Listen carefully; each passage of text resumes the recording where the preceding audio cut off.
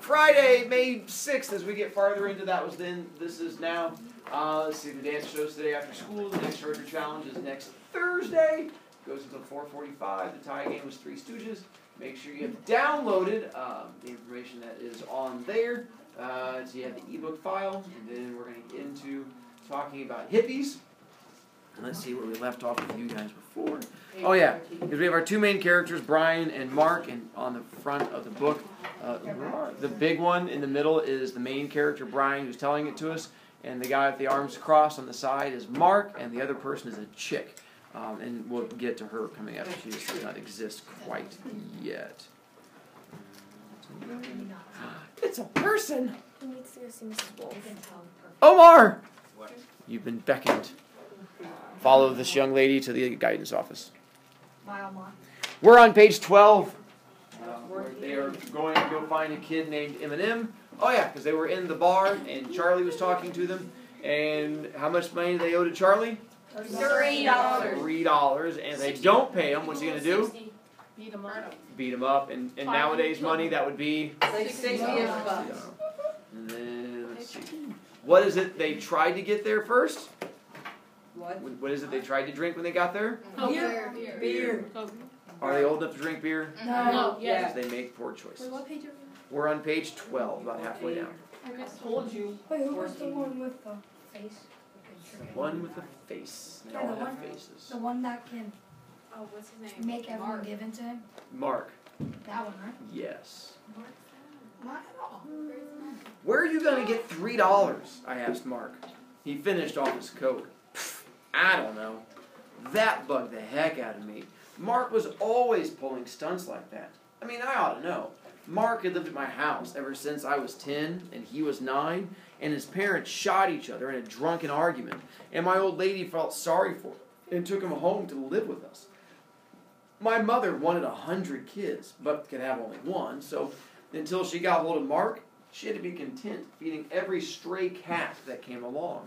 There was no telling how many kids she might have picked up along the line if she could have afforded more than 2, me and Mark.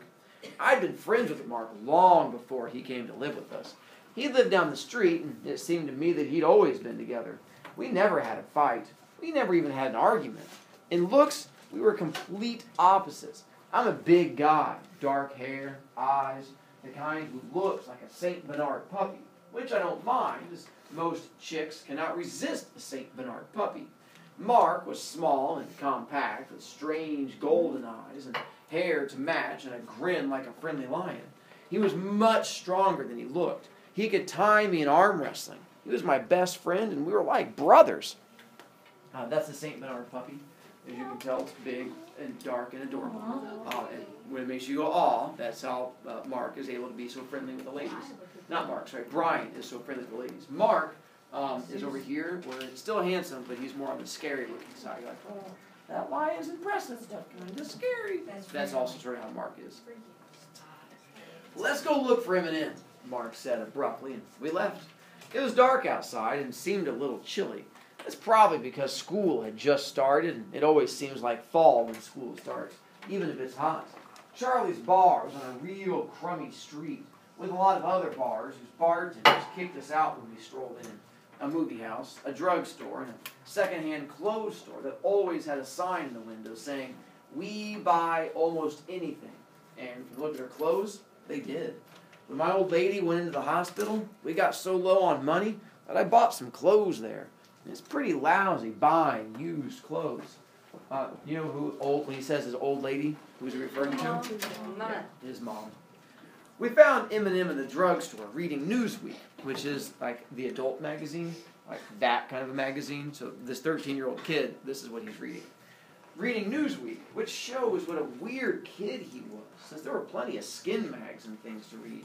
A little kid like him shouldn't be reading a skin mag, I know, but he should at least want to. "Hey, Charlie said you was looking for us," Mark greeted him. Eminem looked up. "Yeah, how you guys doing?"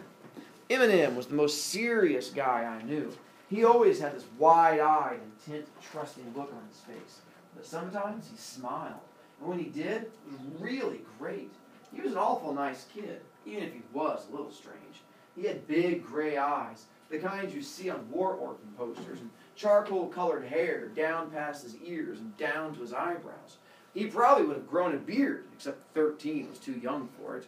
He always wore an old army jacket that was too big for him and went barefoot even after it started getting cold. Then his father got fed up with it, and Eminem got a pair of moccasins. He had a metal peace symbol hanging around his neck on a piece of rawhide string, and he got his nickname from his addiction to M&Ms, the kind of chocolate candy that melts in your mouth and not in your hand. For years, I'd never seen Eminem without a bag of that candy. I don't know how he ate those things all day long, day after day. If I did that, my face would break out like nothing you've ever seen. So he went barefoot, and then eventually his dad got mad at him, made him wear shoes. So he wore moccasins, like the Native Americans kind of would do, made out of white leather. And then he wears an old army jacket, and that's what the old army jacket looks like. And then the peace symbol he wears around his neck. By the way, there's a literary term we've used when it's the opposite of what you expect, because army jacket, nicely done, ironic. Army jacket stands for war, and he wears a peace symbol, so it'd be ironic. You want an M&M? He held out a bag toward us. I shook my head, but Mark took one just to be polite, since he didn't like sweet stuff. You wanted to see us for something? Mark reminded him. Yeah, I did, but I forgot what for. He was like that, real absent-minded. My sister's home. No kidding, asked Mark, tactfully thumbing through a bad magazine. Which one? Eminem had a million brothers and sisters, most of them younger. They all looked alike. It was really funny to see him out somewhere with 4 or 5 little carbon copies. Dark hair, big serious eyes, all hanging all over him. If I had to be a babysitter day and night, I'd lose my temper and kill one of those brats. But then Eminem never lost his temper. My older sister, Kathy. You know. Yeah, I remember, I said. Only I didn't remember too well. Where's she been? Oh, she went to a private school last year this summer. She's been staying with my aunt. She had to come home, though, because she ran out of money. She paid for it all with her own bread. Must be smart. I couldn't remember what she looked like, and I'd never paid any attention to her. She as smart as you? No, Eminem said, still reading. He wasn't bragging. He was telling the truth. He was just a really honest kid.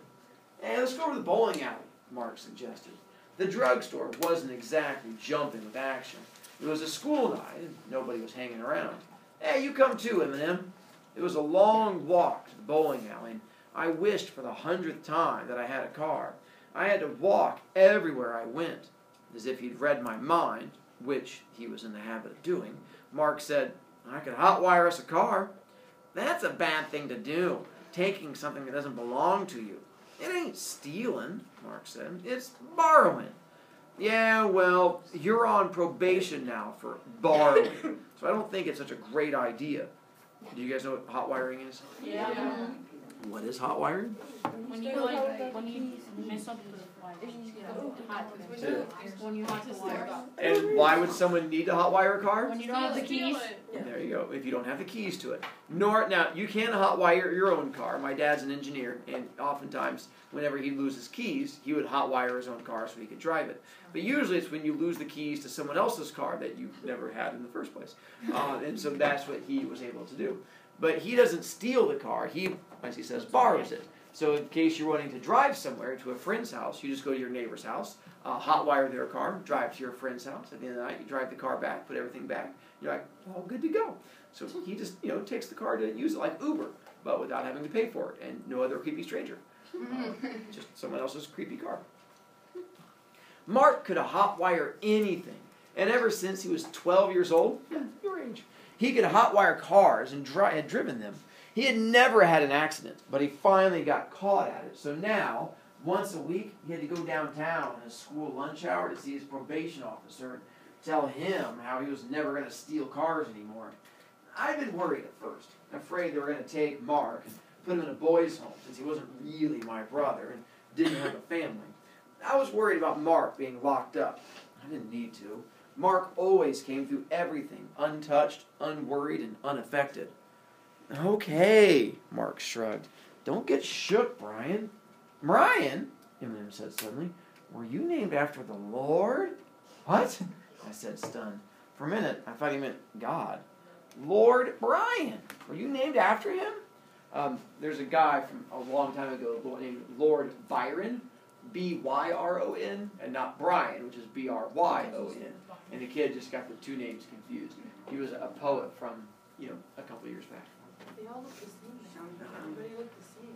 The poor kid had Byron and Brian mixed up. I decided to string them along. Yeah, I was. Was there a Lord Brian? Mark said. Hey, that's cool.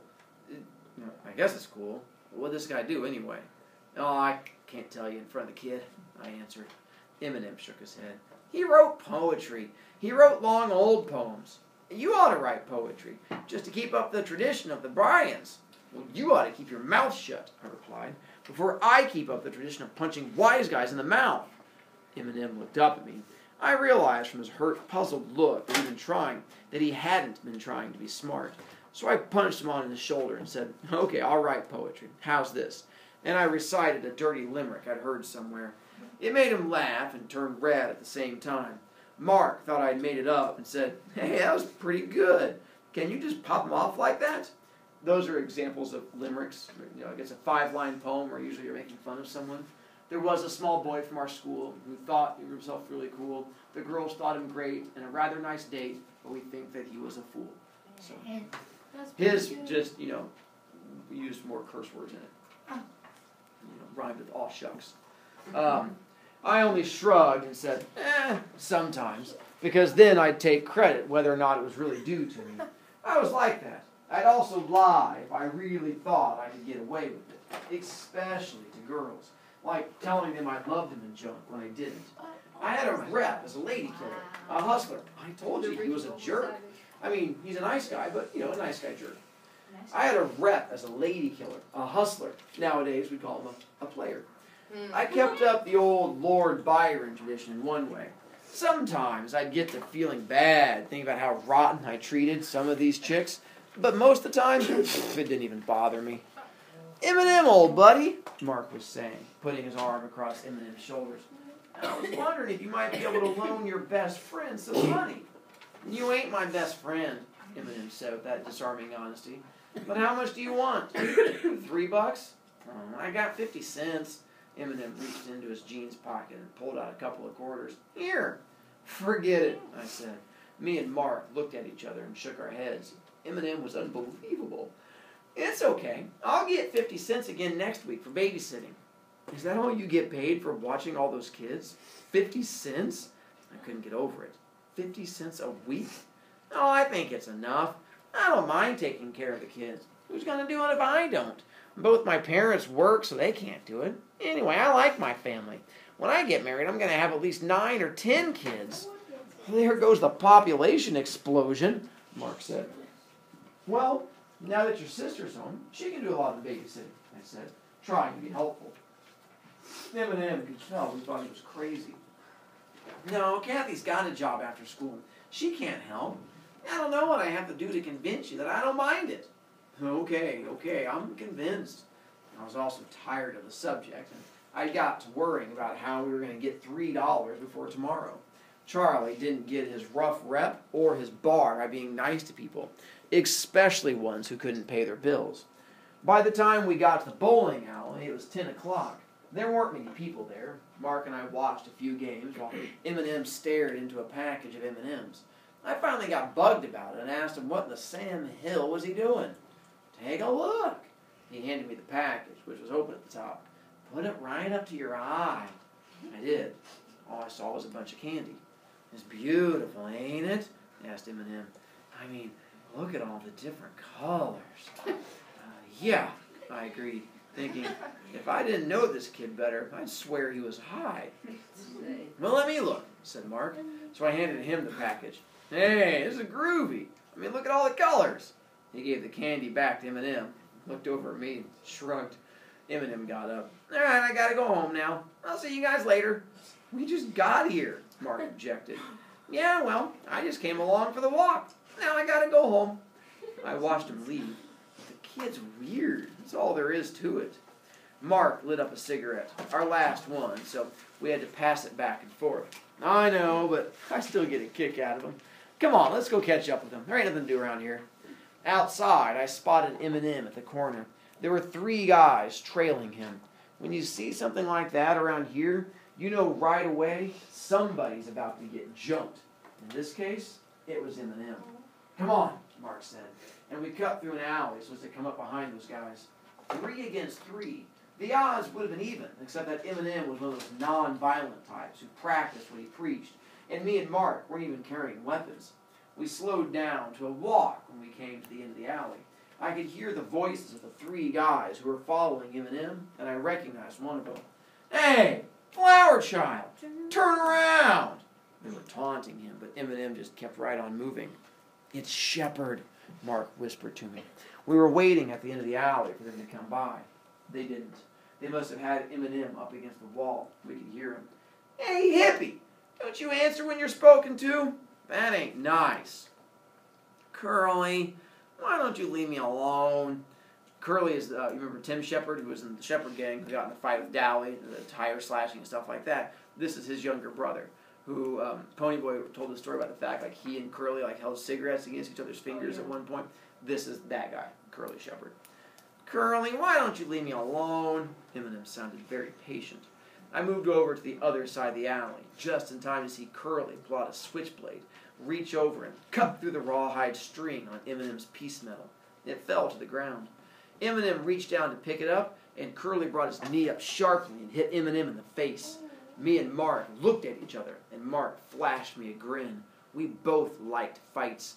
We ran out and jumped on him, and the one we didn't get took off, which was a wise thing for him to do. Since we had surprised him, it wasn't too hard to get him pinned. I had Curly Shepard in a stranglehold with one arm twisted behind his back, while Mark had the other guy pinned on the ground. How'd you like a broken arm, Shepard? I said through gritted teeth, careful not to loosen my grip. His switchblade had fallen on the sidewalk, but I didn't know what all he might be carrying. He liked to play rough. Okay, you proved your point. Let us go, Douglas. That's Brian's last name. Brian, Douglas, Ponyboy, Curtis. People have last names. Curly said a few more things that I'm not going to repeat. He must have figured out who it was twisting his arm when he saw Mark. Me and Mark were always together. Curly had a special grudge against me anyway. I used to date his sister. She says she broke up with me, which was the truth. But I was spreading it around that I broke up with her, and I was giving all kinds of cool reasons for it. Curly was a little dumb. He belonged to a gang led by his brother Tim, known as the Shepard Gang. Yeah, really original. Tim was all right. I mean, at least he had a few brains. But I considered Curly a dumb hood. Look, we didn't hurt him, which was a lie. Eminem was sitting there against the wall, and already his cheek was swelling up and turning purple. He was trying to tie the ends of the rawhide string together, and his hands were shaking. Let him go, said Eminem. I'm okay. I gave Curly's arm an extra twist for good measure, and then gave him a shove that almost sent him sprawling. Mark let the other guy up, but when he was almost to his feet, Mark gave him a good swift kick. They left, cussing us out, partly in English and partly in sign language. Hopefully you can figure out what that means. Tell them they're number one. Mark was helping Eminem up. Sign language for, you're number one. Come on, kid, he said easily. Let's get you home. The whole side of Eminem's face was bruised, but he gave us one of his rare, wistful grins. Thanks, you guys. Mark suddenly laughed. Hey, look what I got. He waved 3 $1 bills at me. Where'd you get that? I asked, although I knew good and well where he got it. Mark was very quick. Nobody had to teach him how to hotwire a car or to pick a pocket. It was a donation, Mark said seriously, for the cause. This was an old joke, but Eminem fell for it. What cause? Cause we owe it to Charlie, Mark said. And Eminem almost laughed, but instead winced with pain. I was really feeling good. I could quit worrying about Charlie's beating us up. Mark suddenly poked me. You still in the mood for a little action? Sure, I said. Mark motioned toward the next intersection. There was a black guy standing there waiting for the light to change. We could jump him, Mark said. But suddenly Eminem spoke up. You make me sick. You just rescued me from some guys who are going to beat me up because I'm different from them. And now you're going to beat up someone because he's different from you? You think I'm weird? You're the weird ones! both Mark and I stopped walking and were staring at Eminem. He was really shook up. He was crying. I couldn't have been more stunned if he'd begun to dissolve. You don't see guys crying around here. Not unless they have a lot better reason than Eminem had. He suddenly took off, running, not looking back. I started to take a few steps after him, but Mark caught me by the arm. "Leave him alone," Mark said. "He's just all uptight from getting jumped." Yeah, that made sense. And that happened to me before, and I can remember how scared it could get you. Besides, Eminem was only a kid, and he just turned 13. Mark picked something up off the ground. It was Eminem's peace medal. It must have dropped off when Eminem started running. He hadn't tied the ends of the string together very well. "Remind me to tell him I have this," Mark said, stuffing the medal and the string in his pocket. "Let's stop by and give this $3 to Charlie before I buy some cigarettes with it." "Okay," I said. I didn't feel quite as good as I had before. I was thinking about what Eminem had said about beating up people because they were different. There was a lot of truth to that. The rich kids in town used to drive around over in our part of the city and look for people to beat up. Then, like a year or so ago, a couple of kids got killed in that mess, and the fad slowly died out. But there were still gang fights around here and social club rumbles and things like that. Things like shepherds jumping Eminem happened every day. I didn't mind it much, unless I was the one getting mugged. I liked fights. "Come on," Mark called. "Maybe there's somebody to hustle in Charlie's." I grinned and ran to catch up with him. Mark was my best buddy, and I loved him like a brother. That last part in there, they were talking about the rich kids in town driving around our part of the city. What are they referring to? There you go. And they talk about that one kid that died. We're talking about? Yeah. That's why he's referring back. He was like, it used to happen. And he was like, well, like a couple of years ago, it's all fun and games. Someone gets shanked in the belly. And that sort of literally killed all the fun. As we see, Mark and Brian don't always make good choices. As we see here, they do a good deed. They help Eminem, and they followed up with almost doing a bad deed, trying to beat up a random guy. As we get into it, they're wanting to beat up that guy. It wasn't a racist thing. It was just a we like to beat up people thing. And it just happened to be they just happened to randomly find a guy. Because chapter 2, they actually get into racism, and they're going to talk about that, and it's going to play a role coming up too. So you'll find out. Yes, it's a how-to guide. Good job.